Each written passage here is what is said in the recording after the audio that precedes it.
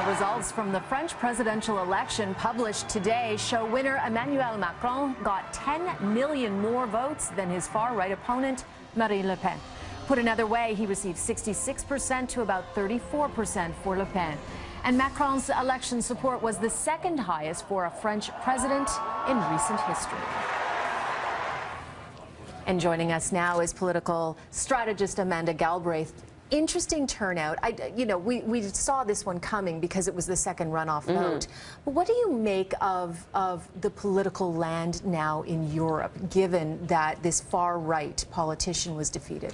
I mean, I think people saying that this is the death of the far-right movement are frankly overstating what happened. I mean, obviously, yes, she was stopped, just as what happened with her father in 2002. But the fact is the vote was doubled for this party from the last time. 34% is nothing to sneeze at. No, absolutely not. And frankly, if you're actually looking at a position within which kind of far-right movements or right-wing parties are strong, it's a strong voice as official opposition, so you can knock the government around.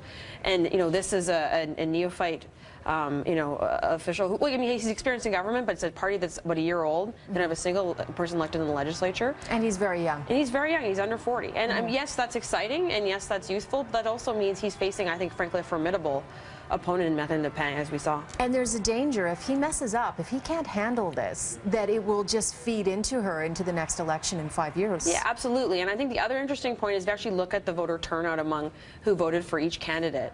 The voters actually skewed older for Macron, and they skewed younger for Le Pen. So she's actually appealing to the 18 to 24 and that younger group, which are going to be the voters coming out. They tend to turn out less younger, but they are clearly disenfranchised. They're activists. So how that shapes what happens in France and Europe is going to be very interesting. So those opposed to Le Pen should be celebrating, but not that much just yet. Exactly. And what does it mean for Angela Merkel? I mean, she's the next leader to face a huge test in an election coming in September.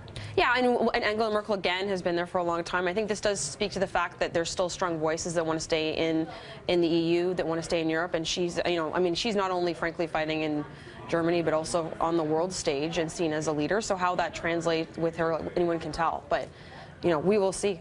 Can we read anything into the Trump victory versus the French defeat of a populist politician who, is further right? I think generally you can see that people are sick of existing party statures that have been there for a long time. I mean, these are two parties that are frankly typically outside the French system. One is brand new, the other has been historically marginalized.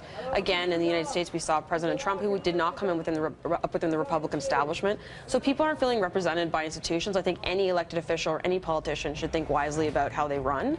And the fact that you're holding your party flag doesn't necessarily mean you're the key to victory.